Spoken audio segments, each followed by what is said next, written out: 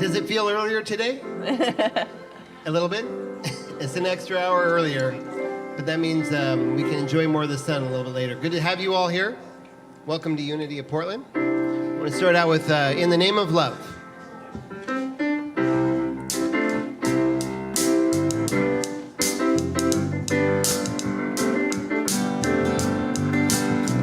Here we go. In the name of love, with the heart of grace, overflowing us, decorate this place, as it is below, so it is above. May we always stand in the name of love. And when the veil is gone, there's only one of us, only one, in the name of love. When the day is done, we will sing this song all as one, in the name of love, in the name. In the name of love, sorry, with the heart of grace, overflowing us, decorate this place, as it is below, so it is above. May we always stand in the name of love. When the veil is gone, there's only one of us, only one, in the name of love. When the day is done, we will sing this song all as one, in the name of love, in the name of love. In the name of love, in the name of love, in the name of love, in the name of love. Here we go. When the veil is gone, there's only one of us, only one, in the name of love. When the day is done, we will sing this song all as one, in the name of love. When the veil is torn, when the veil is gone, there's only one of us, only one, in the name of love. When the day is done, we will sing this song all as one, in the name of love, in the name of love. In the name of love, in the name of love. In the name of love, in the name of love, in the name of love. In the name of love, in the name of love.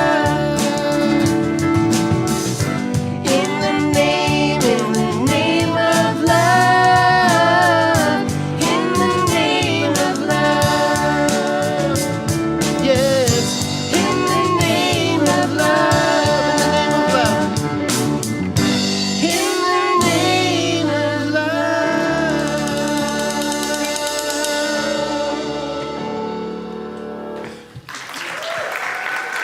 Oh, thank you, thank you. You know, as I was just standing up here thinking, wow, in the name of love, what an interesting song to begin with as we open this service. And I was thinking, Unity Center began in 1924, and they began just gathering officially. Unity of Portland, or the Unity Center, began in 1925. But so we're getting close to 100 years, but I realized the statement they began every service with is that there's one presence and one power, active in the universe, God the good, omnipotent. Now, it's not always visible.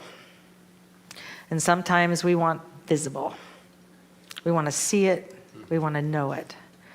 But recognizing and beginning to hold the space that we live and move and have our being within a quantum field, with a field of energy and an intelligence that both is an expression, has all of the divine within it in every moment, and that we have that divine within us is a place to begin. I want to start with a couple of quotes by Pema Chodron. One of them is, "To be fully alive, fully human, and completely awake is to be continually thrown out of the nest." Didn't anybody have like a slamming out of the nest recently? That's really, it just kind of is a statement. And then the next line, or the next quote, these were not connected. "Whatever is happening is the path to enlightenment." Whatever's happening is the path to enlightenment. So as we gather today, I just invite you to open to where we are as humanity, where we are as individuals, and where we are in this country. And we're going to talk about some of it. And I may not be your best friend by the end of the service, and I'm A-okay with that. What I know is that there's a presence and a power in us that is larger than anything that's around us. And so I just invite you, if you've shut off your world, if you've walled off what's happening, or if you've just been devastated this week, I just invite you to make soft the places that haven't been soft. And let's begin this service in prayer. Mother, Father God, infinite Spirit, we open, softening the places that may have been rigid, seeking to expand our understanding, our awareness that this moment invites us toward enlightenment. It invites us to an expanded way of living, being, and knowing. And knowing that every time we breathe, we make the commitment, I'm here, I'm fully alive, awake, aware, I'm willing to be here, and I have all that I need to do all that is to be done by me this day. We surround and enfold all of the families, the beautiful, beautiful families of both those in Texas and Uvalde and in Buffalo. So many lives, so many people. We surround them in that light, in that love, and in the commitment to be an expansion of consciousness and of the action that comes from that. For this opportunity to gather in this willingness and to allow the realization that there is a larger picture than we may ever know to move through us now. We are so blessed, and so it is. Amen. So we do welcome you this morning. It is Memorial Day, the time when we both celebrate those who did not make it through wars. I mean, that's truly what Memorial Day is. It's the opportunity to celebrate those beings. And so wherever you've been in your life, I just invite you to remember that there are many people who said this country's worth fighting for, and to honor them. And we also honor all who chose to serve in this country.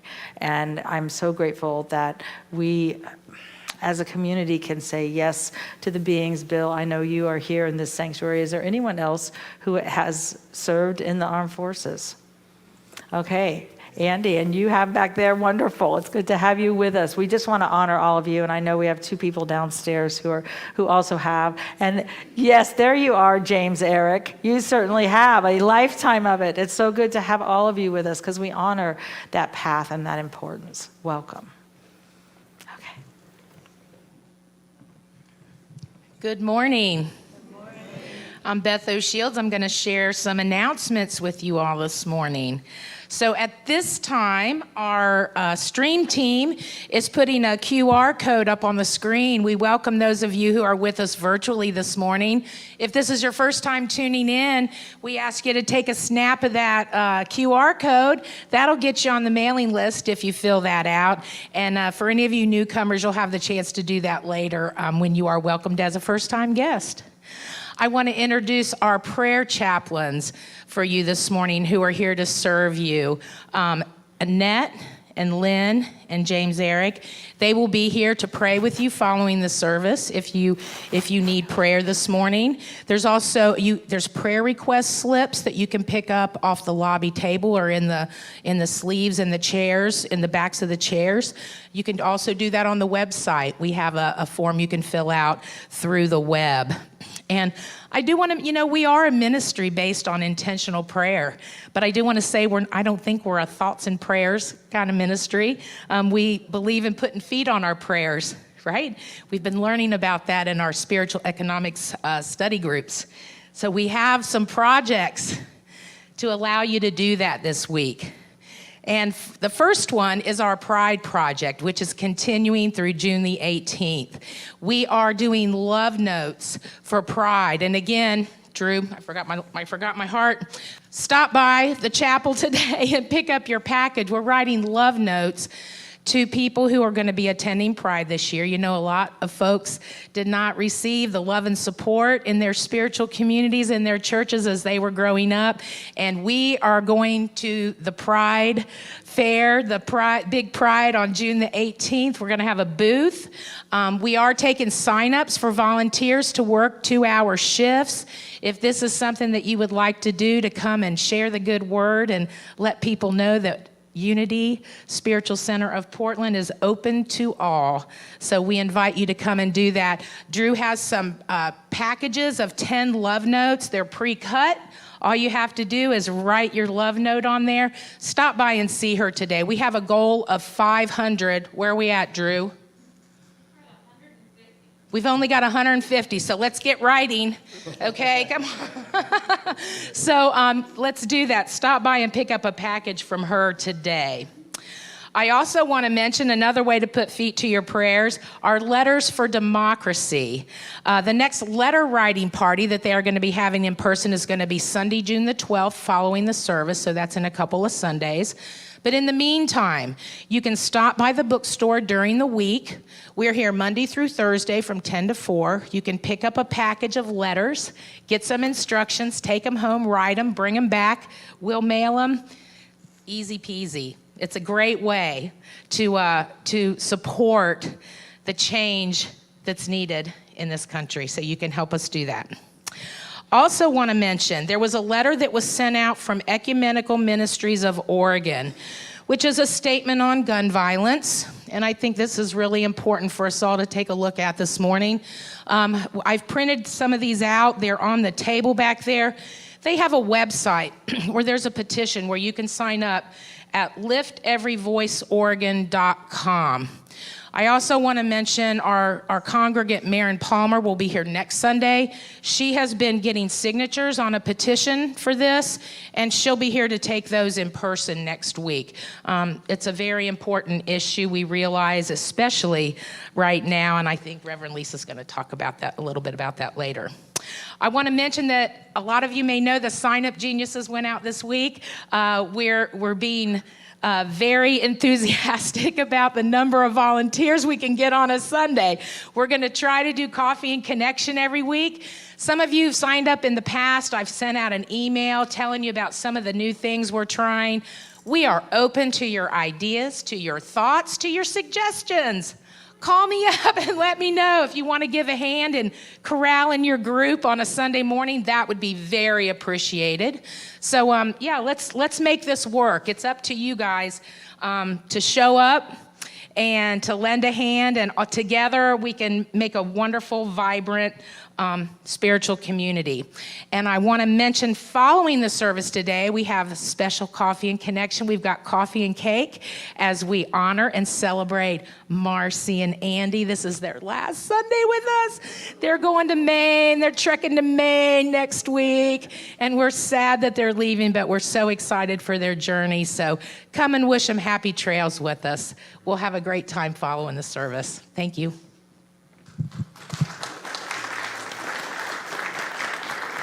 All right. And we want to take a moment and thank all of you and welcome all of you who are here. If you're new at Unity Spiritual Center of Portland, we want you to know that wherever you are in your spiritual journey, you're welcome here. And honestly, if you've been here for 50 years, which I know a few of you have, you are welcome here because we're all on a spiritual journey. That's simply where we are. Our ushers have a little guest packet for you. So if you're here for the first time, I just invite you to raise your hand and they'll give you a packet. Anybody here for the first time? Wonderful. We are happy to have you with us. Welcome. And great. They will give you a packet. There's a green card on that. If you will fill that out and then turn it in with the offering, we'll put you on our mailing list and you'll get just some of the information of what's going on here. If you're sitting out here and you haven't filled one out lately and you have new information, or you just haven't filled one out, they're in the backs of the seats and we'd invite you to fill one out. What I'd like you to know about this community is that I believe it's really important for us to come together and say, who are we as a community and how do we touch the world and make a difference?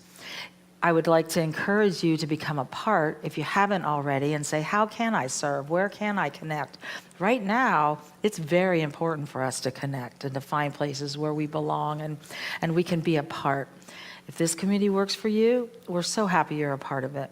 If it doesn't, I would encourage you to continue seeking and to find a place that does remind you of who you are and support you in that journey that you can commit to. Okay, in just a moment, we're going to sing a song. And that song is All Is Well. Now, it may not look right now like all is well.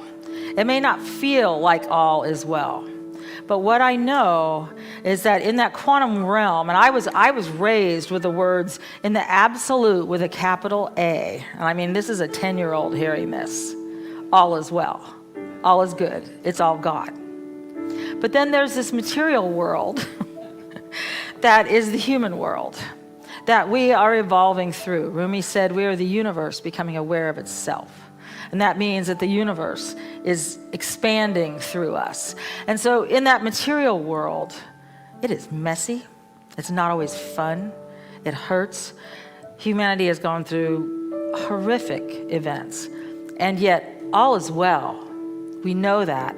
And we're the bridge to take it to the next step of the love being present on the planet. So I just invite you, when we're singing this, we are holding all is well. There's a higher power, a presence, a movement. There's God, and it's moving through us. All right, let's stand and sing.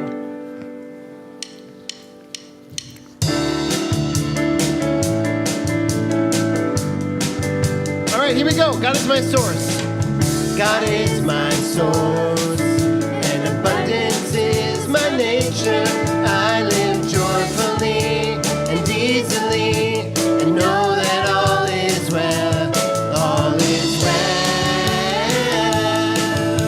I know that all is well. All is well. I know that all is well. God is my source. God is my source, and abundance is my nature. I live joyfully and easily, and know that all is well. All is well. I know that all is well. All is well. I know that all is well. God is my source. God is my source.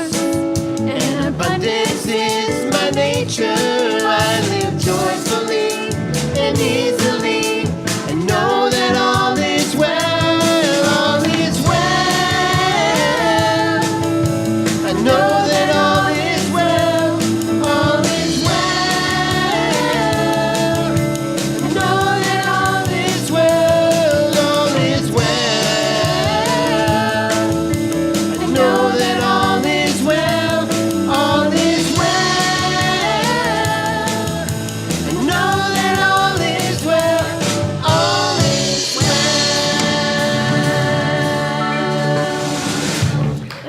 Yes. And if you're here, I just invite you to turn to those around you and just say namaste. The divine in me creates the divine in you. At home, enjoy.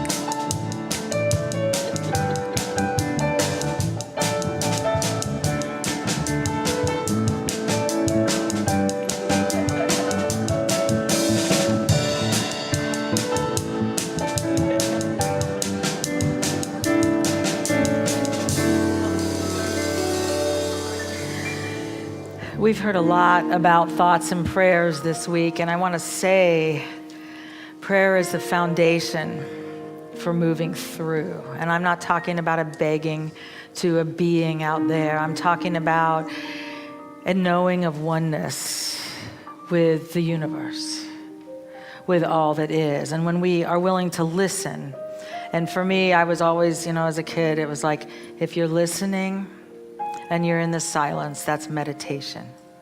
And it's where you actually allow the innate wisdom, all of the answers we seek, all of the expansion of our consciousness that we desire is already present. It's already available. We get to be the ones who get kicked out of the nest, hit the ground hard, and expand. And expansion can be hard, and it can hurt, and it can bring us to our knees. But the ability to get quiet in meditation and to allow the wisdom of the universe to move through us changes us, it transforms us. And so as we move into just a tiny little quiet time in meditation, I'd invite you to remember you have the divine within you. I could call it the Christ, I could call it Buddha, I could call it any name you want to call it. It's the divine wisdom of the universe that is within you. We don't have to go anywhere to get it. It's already there.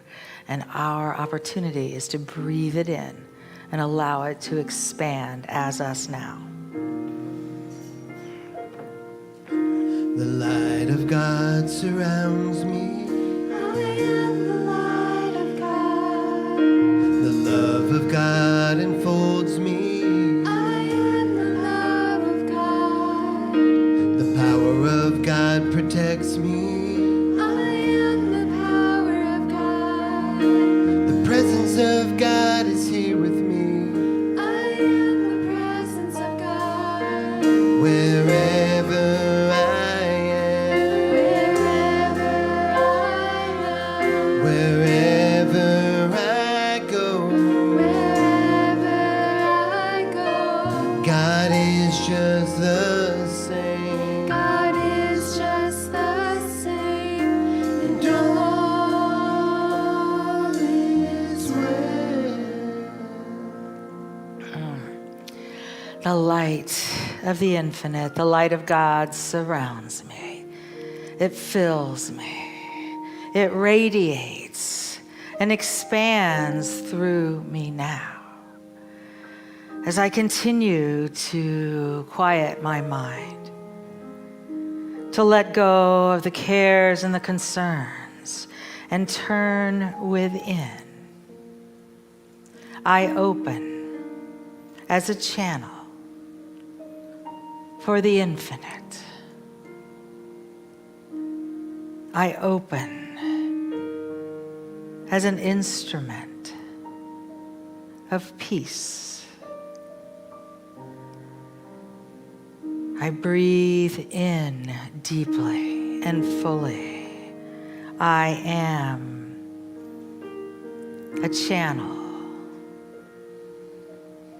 I open to the divine wisdom. I am willing to expand. Spirit, expand in me, as me now. In the silence, I am willing. In the silence.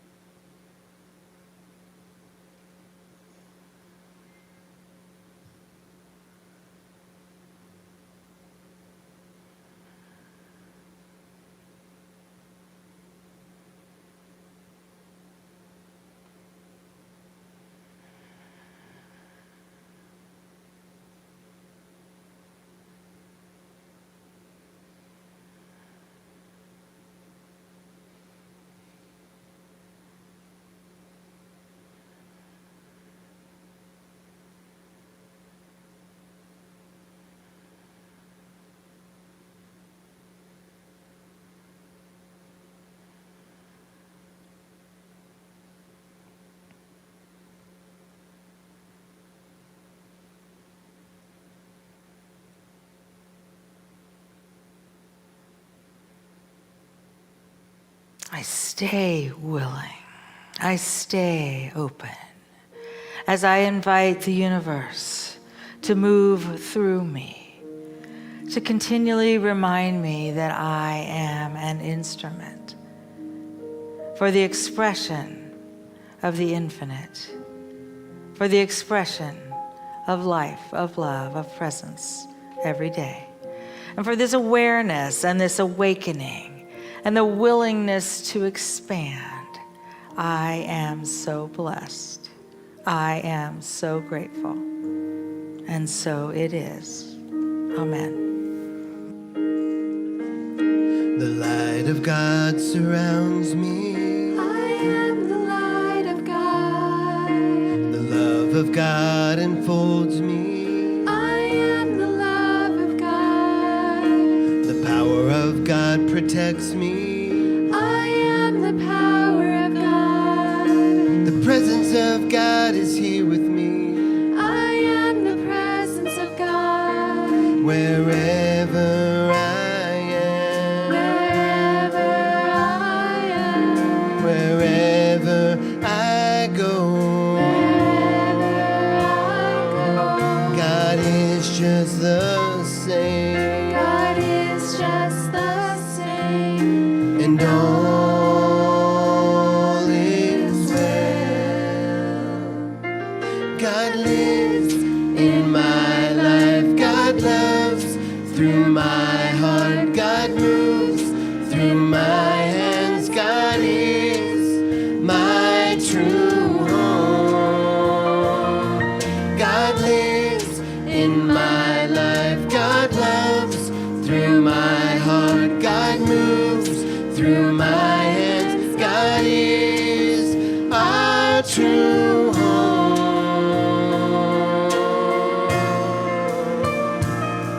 Wherever I am. Wherever I go. God is just the same. God is just the same. And all is well. Wherever I am. Wherever I go. God is just the same. God is just the same. And all is well.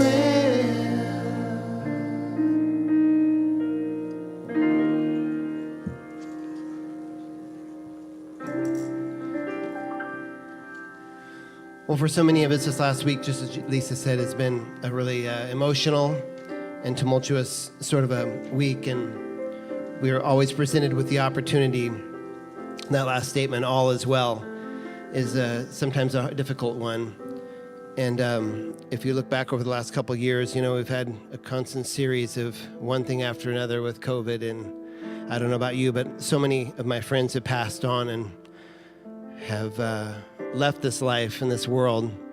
And that's where this song was birthed, in the midst of some grief. And then, of course, this past week and the war in Ukraine, you can go on and on and on of all the stuff that's going on in our lives. And we're presented with the opportunity to surrender.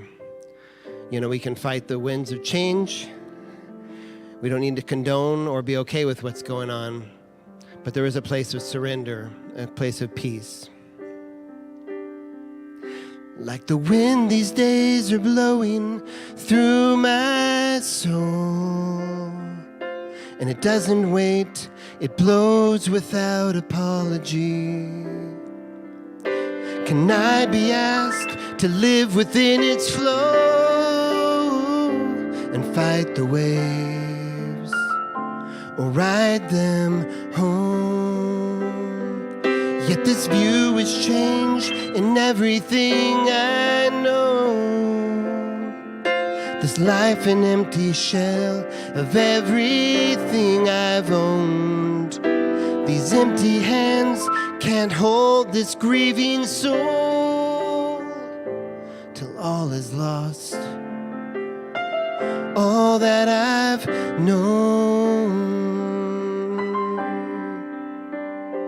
So I surrender and I let go. I release all that I hold, and I remember that only good remains. When I find my soul upon these winds of change, when I fly my soul upon these winds of change.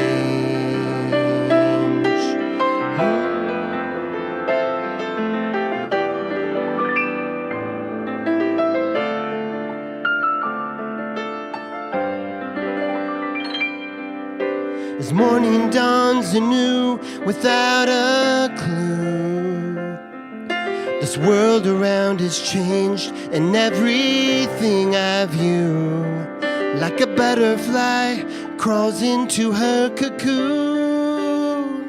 Somehow she trusted, somehow she knew to just surrender, to just let go, to just release all that we hold. Can we remember that only good remains?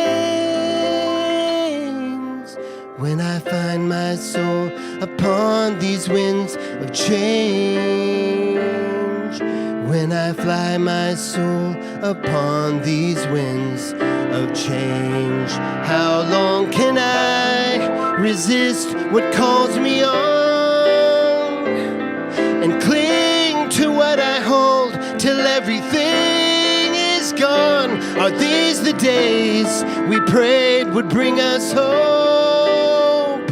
And are these winds of change blowing us home?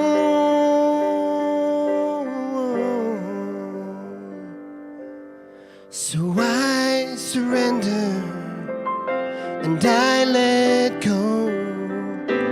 I release all that I hold, and I remember that only love remains.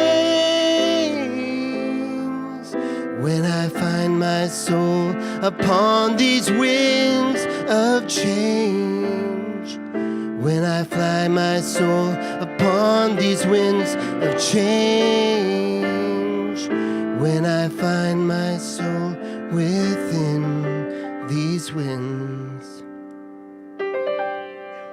of change.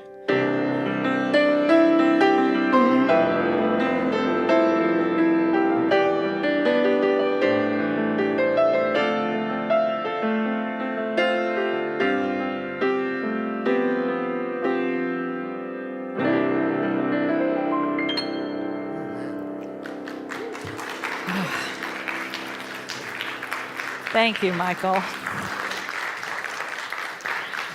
Wow, that can be a tough one, can it?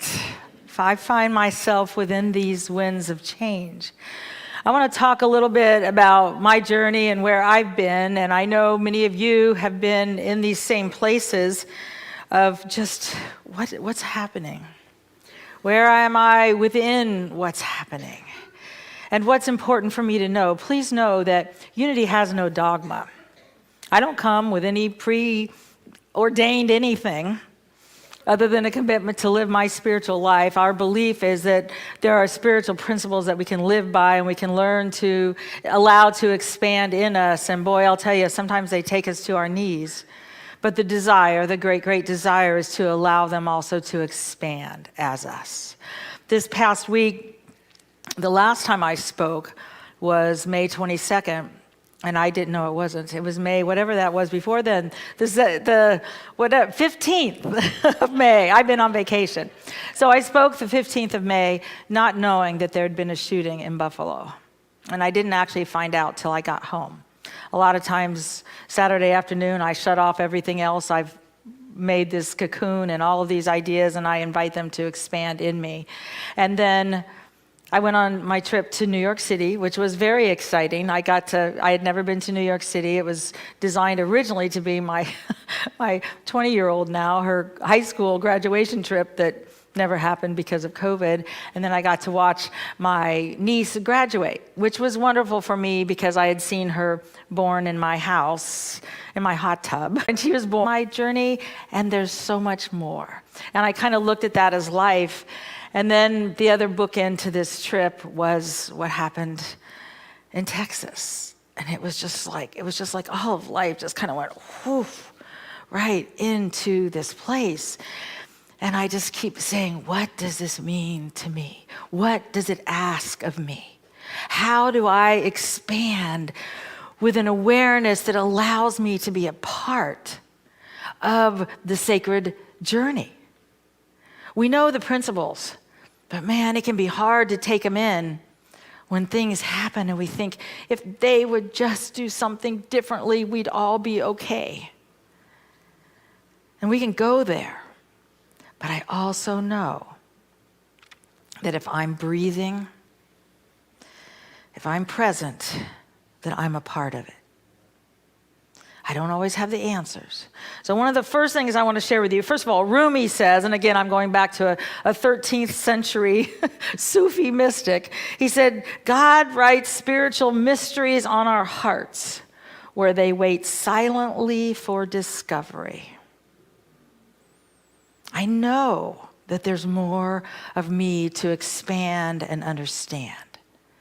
And sometimes I go in one direction, I think I got all the answers, and the universe says, here, let me remind you either how little you know, and yes, I've often called it a cosmic 2x4, or how much there is to learn. What I know right now, and excuse me, I want to go into John Pavlovitz. I love his writings. If you haven't seen him, he's a very wise man right now who's very tuned in and really working to stay present. But one of the things he wrote, I kept saying, you have to check in. How am I? Can I breathe? Am I breathing? Am I feeling my feelings? What's happening? And he said, you should be a little weary right now. So if you've been exhausted, and he says, if you are, be grateful. That is a good thing. That weariness is confirmation that your heart is working properly. Many times when we face the tough things in our lives, it is easier to shut our hearts, to close down, than it is to, and it's okay. If you need to shut down for a while, go ahead. But don't live there. Because the universe will bring you back to opening again and again and again. Wherever you've been through in your life, the universe will bring you back to the place that says, guess what?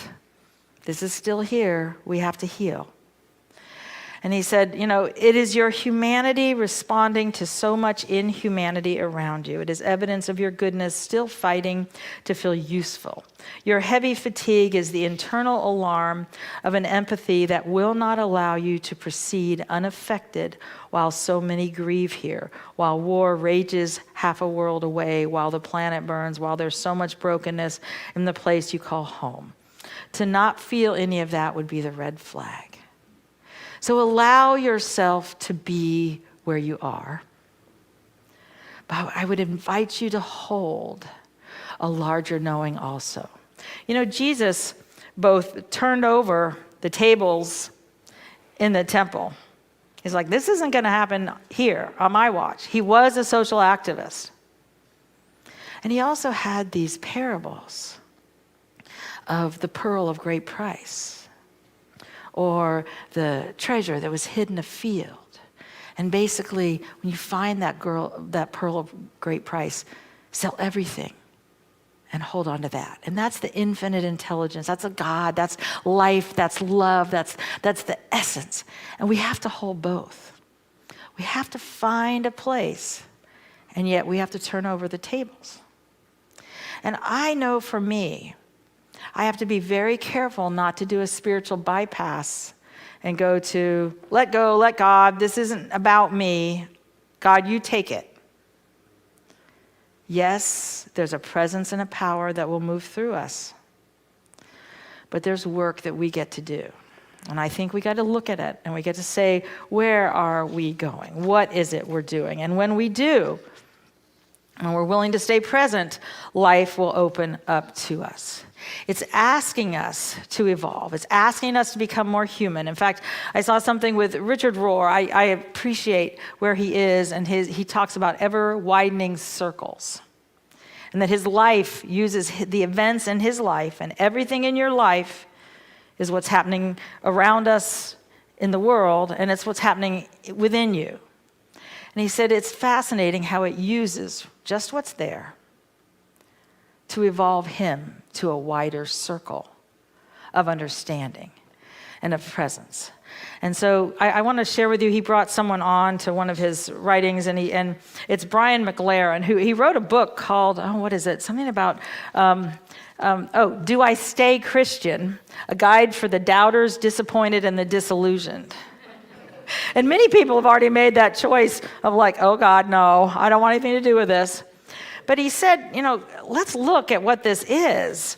And I really loved, wherever we are in our spiritual journey, what I love is that there are wisdom pieces that are there for us. And Micah, Micah 6:8, it says, "O human being, this is what God desires for you, that you do justice, that you love kindness, that you walk humbly in the presence of your God." Anybody remember that one? Most of us are like, I never heard that. I heard, oh, you're this, and this is Micah. Oh, human being, this is what God desires for you, that you do justice, that you love kindness, that you walk humbly in the presence of your God. This is about becoming a larger human being. And that takes the breaking open, because we're breaking open the old brain systems that have evolved. We're breaking open the prehistoric brain, the things that we do out of fight or flight. I'm plowing through Brené Brown's book, The Atlas of the Heart. And it's called Where Do We Go When We're Triggered, is basically how it is. And she gives every instance that could possibly be. And I take really little pieces of it. But my questions right now are often, where did I just go? What did I just do? And those are the pieces that are inviting me to become more human. Now, when we look at, one of the things that I haven't had for a few days is a voice. I got home and I was just exhausted. So I think it's interesting that Reverend Sydney used to get very mad every time I went away, because she said every time I did, there was a school shooting. And she said, and then you give me the talk.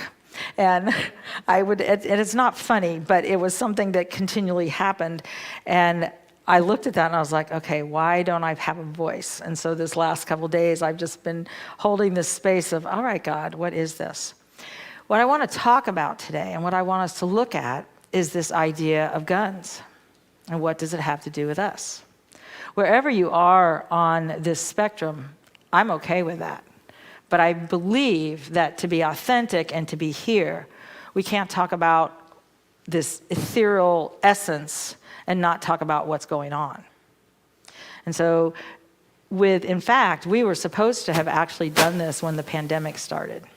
The Association for Global New Thought had put together the work that they believed all New Thought churches should do. Michael Beckwith and basically the ministers of the large New Thought churches around the country had put together a packet, and it had to do with LGBTQ issues. It had to do with climate change. It had to do with what they called gun control, and I believe they've shifted to gun safety, but it had to do with some key pieces that they believe every community needs to look at and needs to decide where they are and needs to be active on.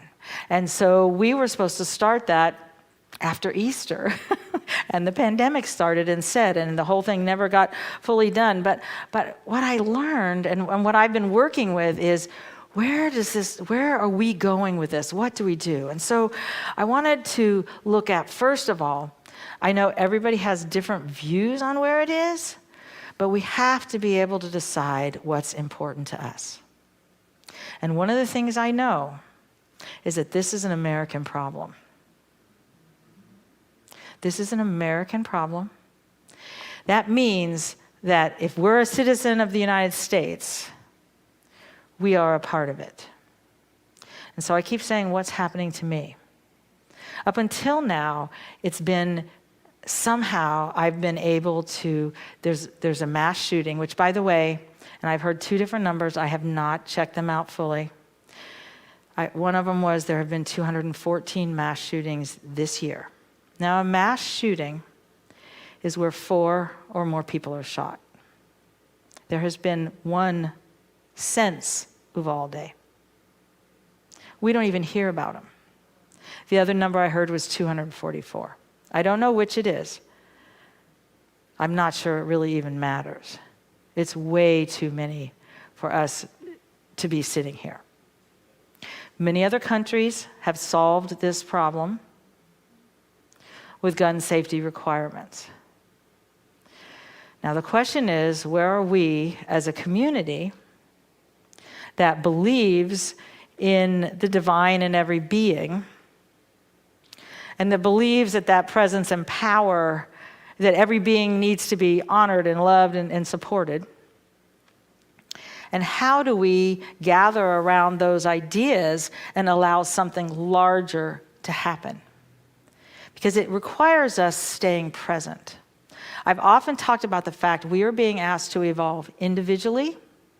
We are being asked to evolve collectively. And right now, with this issue, it's what's happening in this country. And we have to stay present to what's happening within us so that we don't shut down. And then we have to stay present to what's happening collectively and learn how we can be a part of it without shutting down. We are a part of the Ecumenical Ministries of Oregon, and so I did have Beth print this. Unity as a movement has gotten very clear on where they are, but this idea of today, our nation watched in horror as yet another mass shooting claimed the lives of 21 souls, and it went on to talk about what happened in Buffalo and all the other places, and that we have to meet this, and we have to meet it in a wise way. What I did not realize and had not paid a whole lot of attention to was what's happening in the state of Oregon. And there is an issue on the ballot. I knew that. I knew it was, IP17, I believe it is. But I knew those things were happening. So there will be someone here next week if you're interested in signing. There's also, as Beth said, there's a copy of this letter out there if you'd like to look at it, because we have to take a stand. You get to choose what that stand is. But my thing is, how do we stay present and tackle something that seems so large? I didn't realize that when gun control, I don't like that word, when there were gun safety measures in place, mass shootings went down by 43% in this country. And then they went up by 249% when they expired in 2004. So to me, it seems logical, but we have to really look at that. And my question is, when I get brought to my knees and I feel so overwhelmed, what do I do? What do I do to be present, to be available, to be a part of it? And I often go to people who have touched my life and I say, what does that mean? And actually, while I was helping my niece clean out her room, there were some textbooks in there. And imagine, this one is on Ida B. Wells. And it's all, many of you don't know who she is, many of you do. Ida B. Wells was a woman who, well, let's put it this way, 71 years before Rosa Parks was arrested for not giving up her seat on that bus, Ida B. Wells didn't give up her seat on a train. She is the anti-lynching person who began to bring the light to the lynching that was happening in this country. She was a black woman. She was one of the first black women who owned a newspaper. It was burnt to the ground because of what she was saying. And they told her if she ever came back, they did it, one of her 2 newspapers was burnt while she was gone. And they said, if you ever come back, you'll be burnt also. What she decided was that this country had the right to know the truth. In this country, we haven't gotten to what the truth is. This isn't just about mass shootings. I don't have the full answer of what it is, but I know it has to do with white supremacy. I know it has to do with colonialism. I know it has to do with this idea of competition and the need to be better. And what she committed to was that every lynching around the country, she got the record of it. She got as much information as she could. She traveled in Europe extensively, teaching and sharing what was happening in this country because she couldn't get anybody here to listen. And she began documenting all of it. These are the papers that are left that were not burnt. They've never found a copy of her 2 newspapers. She had 2 newspapers. They've never found one newspaper or one of the articles saved because they were burnt and destroyed and gotten rid of. As a country, we have to find out what that is. I remember my father saying, and again, he was a lifelong Air Force pilot. He said, Lisa, before I was 4, I was taught to be at war. And he said that meant you don't feel, you take whatever it is and you hold it inside, and you have to be stronger and better and more right. You had to be right. John Pavlovitz calls it the cowboy with a gun, which is the old idea that somewhere in there, for women, they needed somebody to come in and save them. For men, the old idea was, I want to save you. And I'm taking all these ideas and just compressing them. But I want you to know somewhere in there is this underlying old story that we've all been raised in. I thought I was raised in the perfect country. And I love this country. I love what I've learned. I've loved so many things. Sometimes it's nauseating to say it now. It's hard to look at a flag because we're trying to expand our story. But we have to get down to the story that started this.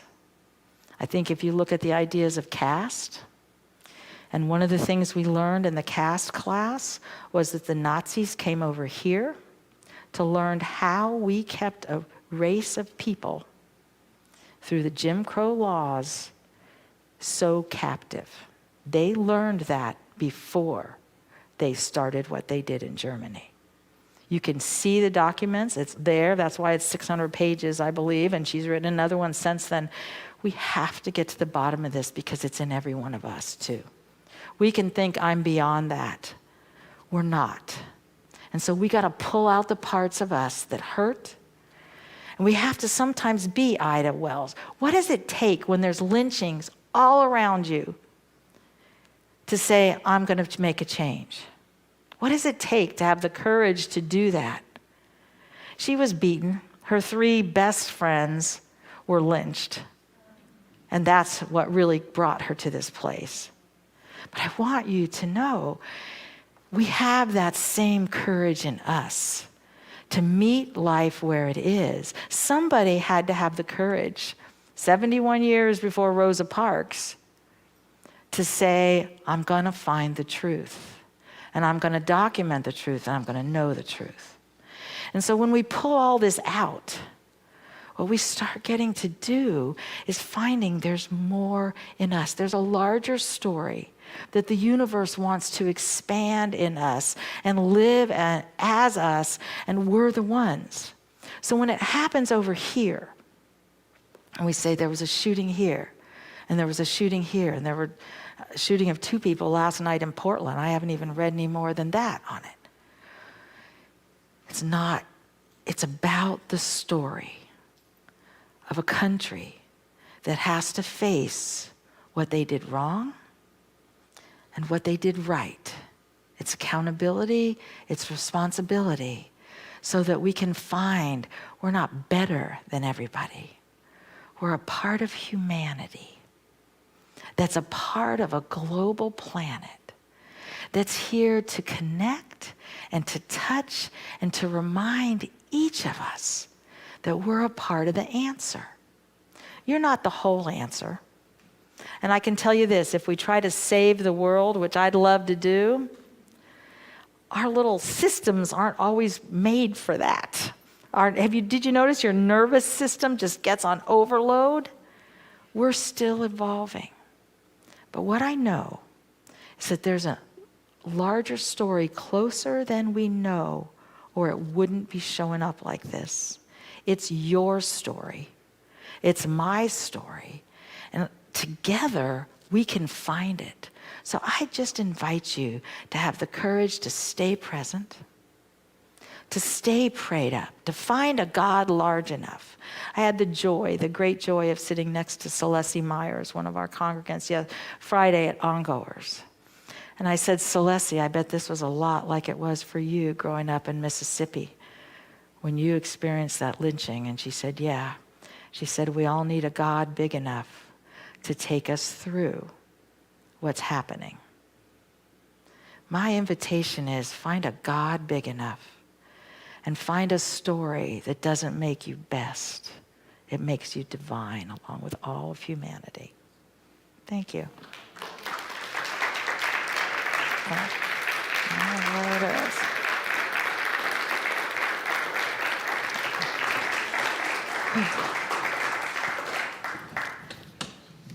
Thank you. We are in just a moment. Pam is going to come in. We are in the ending of our month of special giving. And that's going to come down in just a moment. We're going to receive our tithes and our love offerings. And two things that happen during this time is that you get to hear someone's journey with Unity and how it's supported them in their life. And Pam has graciously agreed to do that. And so I'm just going to invite her to spend just a couple minutes sharing a little bit about what these ideas have meant to you. Hello. For those of you that don't know me, my name is Pam. I do the cameras. Well, I used to do the cameras with Andy, and now I'm doing the computer. For those of you that don't know my story, I started coming here, I don't know, years and years ago. The thing that brought me in was the sign that said, you were giving a talk about Brene Brown. And I had driven by this church many times because I used to drive by here to take my kids to OMSI. And I would see the sign and I would go, oh yeah, they're talking about Buddha. I could probably go there. And then I didn't go. And then I drove by and I saw something and I thought, oh, I could go listen to that. And then I didn't go. And then I drove by and I saw something else. This happened a few times. Finally, Brene Brown brought me in, and I've been here ever since. I love it here. I've grown so much. It's offered me so many things, so much so that when the pandemic started and everything shut down, I started to realize that I was not doing so great just being at home all the time. I needed to be here. I needed to be in this building once a week. So I sort of showed up until somebody found something for me to do, which was, I don't know, probably annoying. Sorry. But here I am because I need to be in here, because it helps me feel centered and balanced and like a functioning human being. And I will say that for the first time this week, I had an issue. We had something going on with my kids. And for the first time, I caught myself thinking, oh, you have all the answers in you. You can do this. It will be okay. It lasted for 2 seconds, just gonna say. However, it was there. And this place just means everything to me, so. Thank you, Brittany. All right. We love you. Thank you so much. We're going to take that opportunity to both, if you don't know the ways to give, by the way, these are also in the backs of some of the seats. I heard they haven't made it into all of them, but they're somewhere around you if you need to get that number and plug it in and it's not close enough. So we invite you to do that. Our ushers will be receiving the offering also, I believe. So we'll be doing that, and we just invite you to be a part of this. Also, it is that last Sunday of our month of special giving. We have received all but I believe about $400 of the $10,000 matching. So we are very grateful for that and invite you to be a part of that as we just trust that I know, it's wonderful. Yes, so it's $9,667 as of this week. So we are grateful and we're just trusting that we reach that 10,000. What a blessing. Now I'm going to say our blessing. Again, we do these affirmations because we believe that making firm these ideas in consciousness, I'll tell you what, when we get knocked to the ground, remembering there's one presence and there is one power, and that divine love as me, through me, blesses and multiplies all that I have, all that I give, and all that I receive, expands us. It reminds our brain of who we are, and eventually that becomes the truth of who we already are. That it's just reminded the old parts of ourselves. So I just invite you to affirm that with me. Divine love as me blesses and multiplies all that I have, all that I give, and all that I receive. And so it is. Amen. So, yeah, Andy and Daisy and I are moving, and I wanted to do something for the church from my heart. So I'm going to be playing this song. I got sober 5 years ago, and I would go on walks all the time, and I'd listen to my Pandora station. And all of a sudden, this song popped up, and it gave me goosebumps. And I really related to it.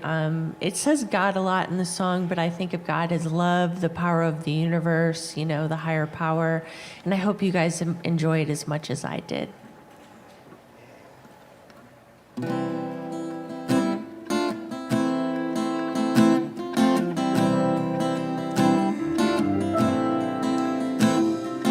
I see the works of your hands, galaxies spin in a heavenly dance, oh God. And all that you've done is so overwhelming. I hear the sound of your voice. All at once it's a gentle and thundering noise. And all that you've done is so overwhelming. I delight myself in you, captivated by your beauty. I'm overwhelmed, I'm overwhelmed by you. God, I run into your arms, unashamed because of mercy. I'm overwhelmed by you.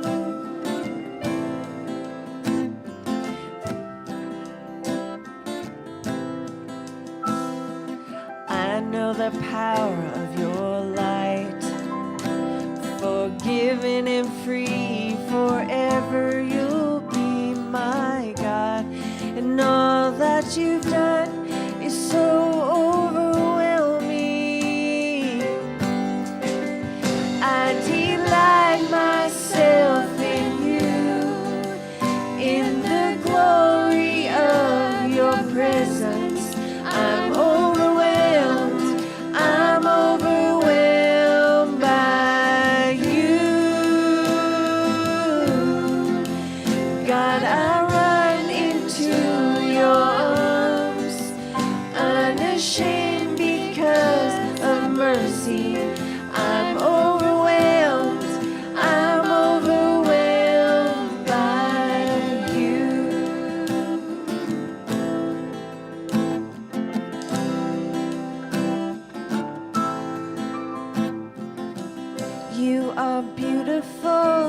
You are beautiful, oh God, there is no one more beautiful.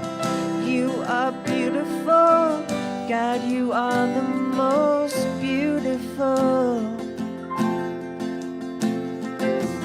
You are wonderful, oh God, there is no one more wonderful. You are wonderful, God, you are the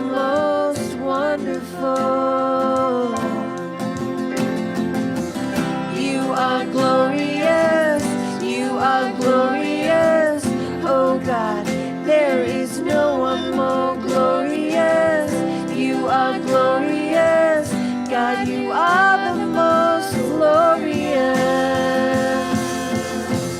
I delight myself In the glory of your presence. I'm overwhelmed. I'm overwhelmed by you. God, I run into your arms, unashamed because of mercy. I'm overwhelmed. I'm overwhelmed by you. I'm overwhelmed. I'm overwhelmed by you.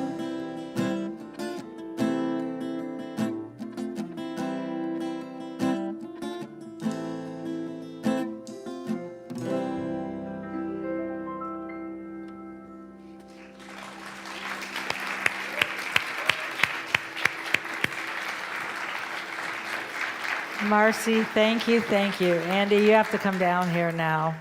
Yes, part of, I remember when Marcy and Andy and Daisy came, and I'm assuming Daisy's downstairs, but I remember they'd come from Unity in Marin, I believe it was. And in fact, one of the things that Andy said, and you don't often get to see Andy. Oh, you even took his hat off, so he'd be.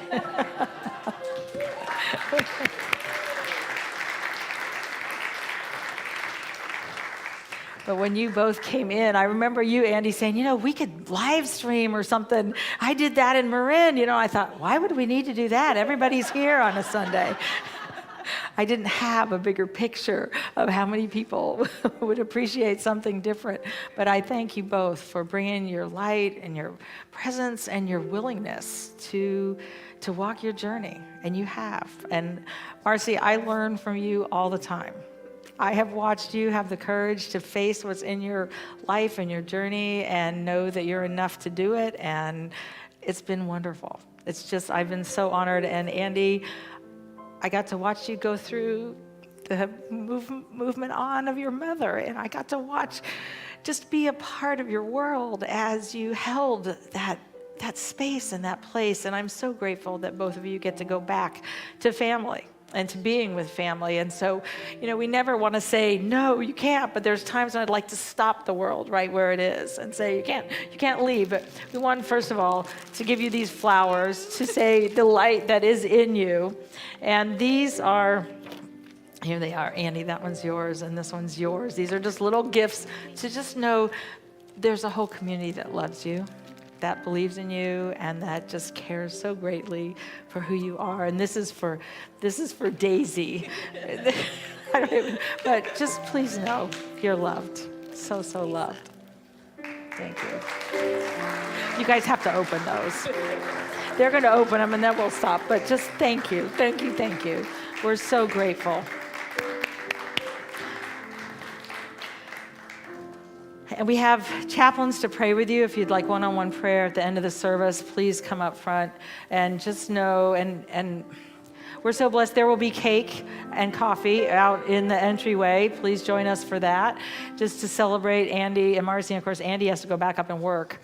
So we can do this. And we're going to stand and just remember, creating peace on the planet means that we're willing to take the journey that expands us, to keep our hearts open, even if they close sometimes, to open them again and say, I'm here.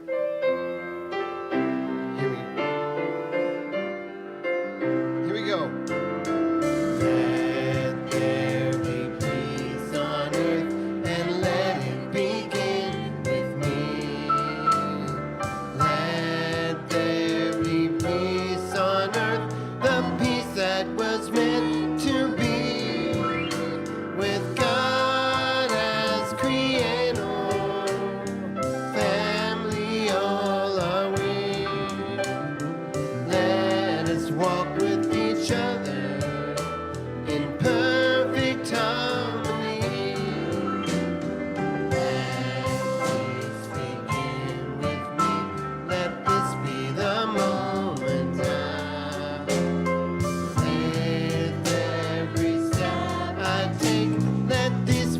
my joy is found. To take each moment and live each moment in peace eternally. Let there be peace on earth and let it begin with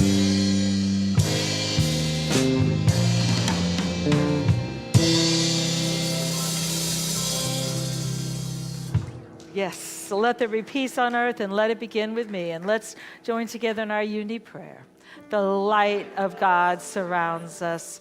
The love of God enfolds us. The power of God protects us. The presence of God watches over us. Wherever we are, God is, and all is well. Have a love-filled week.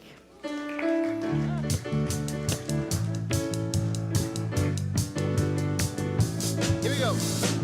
God is my source, and abundance is my nature. I live joyfully and easily, and know that all is well.